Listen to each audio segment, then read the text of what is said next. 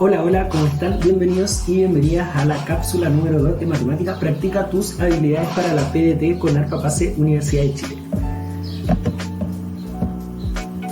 Como les comentamos en la cápsula anterior, ¿cierto? La prueba de transición está cambiando el modelo de evaluación, ¿cierto? Y estamos evaluando más habilidades que conocimientos, que contenidos específicos, ¿cierto? Entonces las habilidades que se evalúan, que son 4 fundamentalmente: resolver problemas, modelar, representar y argumentar.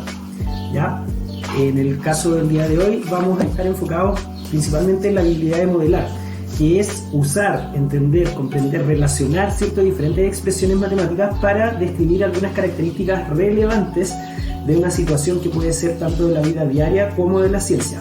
¿Para qué? Para estudiarla, entenderla y dar soluciones y, por supuesto, responder preguntas acerca de esta situación.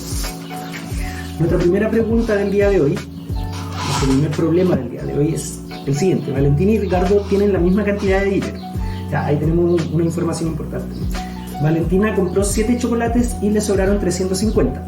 Ricardo, por su parte, compró 5 chocolates y le sobraron a él 600. El precio de cada chocolate comprado por ellos es el mismo, es decir, compraron los mismos chocolates. ¿Cuál de las siguientes ecuaciones tiene como solución el precio de un chocolate? Vamos a ver. Primero, ¿qué es lo que necesitamos determinar? ¿Cierto? No necesitamos determinar el precio de un chocolate, sino que necesitamos determinar cuál de las ecuaciones que se nos planteaban, vamos a volver atrás un poquito, cuál de las ecuaciones que se nos plantean ahí, A, B, C o D, es la que nos permite determinar a su vez el precio de un chocolate. ¿Ya? ¿Qué es lo que representará la X en nuestra ecuación? Eso ahí lo definen ustedes, ¿cierto? ¿Qué es lo que va a representar nuestra X? Y considerando esto, ¿cómo vamos a representar entonces el valor que se paga por 7 chocolates? ¿Ya? ¿Cuánto dinero tenía entonces Valentina si compró 7 chocolates y le sobraron 350? Es decir, tenía una cantidad que pagó por los 7 chocolates y le quedaron 350. ¿Ya? De la misma forma entonces, ¿cuánto dinero tenía Ricardo? Ya, ahí lo tienen ustedes, ¿cierto? Lo tienen que armar ustedes con la cantidad de chocolates que compró Ricardo y lo que le sobró también.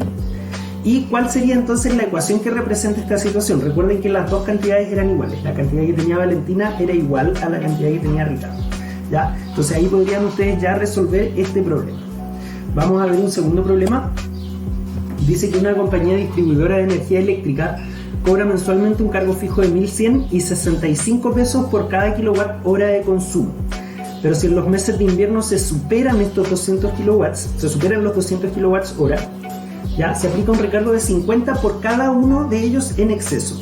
Ya, entonces la pregunta es: ¿cuál de las siguientes funciones permite calcular el total que se debe pagar en un mes de invierno por X kilowatt hora si X es mayor que 200? Ya, parece complejo. Ya, lo mismo que en la anterior, ¿cierto? No tenemos que determinar el valor a pagar, sino que cuál de las funciones f de x, p de x, g de x o m de x es la que nos permite determinar ese valor. Vamos viendo cuáles son las preguntas clave que ustedes tienen que hacerse. Primero, ¿qué es lo que necesitamos determinar? ¿Cierto? ¿Necesitamos determinar el valor a pagar final o necesitamos determinar la función que nos permite calcular ese valor? ¿Qué representa la X en nuestra función? Eso está dado en el enunciado del problema, ¿cierto? ¿Qué significa que X sea mayor que 200? Ya, recuerden que teníamos un límite de 200, ¿cierto? Y de ahí para arriba teníamos que pagar un sobrecargo. ¿Qué valor debería pagar siempre una persona aunque no esté consumiendo electricidad? Ahí tenemos nuestro primer dato de nuestra función, ¿cierto? El valor que tiene que pagar siempre, consuma o no consuma electricidad. ¿Qué valor tendría que pagar por los primeros 200 kilowatt hora? ¿Ya? ¿Cuánto vale cada uno de esos kilowatt hora? ¿Y qué expresión matemática nos permite calcular el valor total de esos primeros 200 kilowatt hora?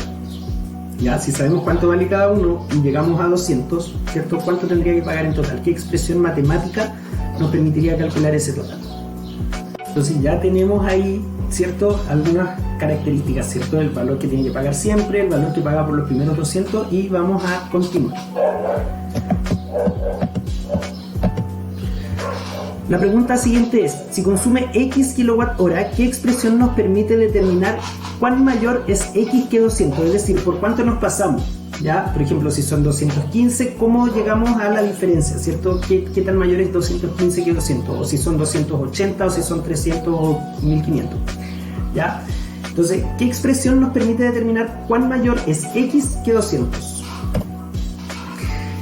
¿Qué valor debería pagar por esos kilowatts que están sobre el 200? ¿Cierto? O sea, sabemos que hasta 200 paga una cantidad y por los que se pasa va a pagar un recargo de 50, ¿cierto? Es decir, 50 más que esa cantidad que teníamos, ¿ya?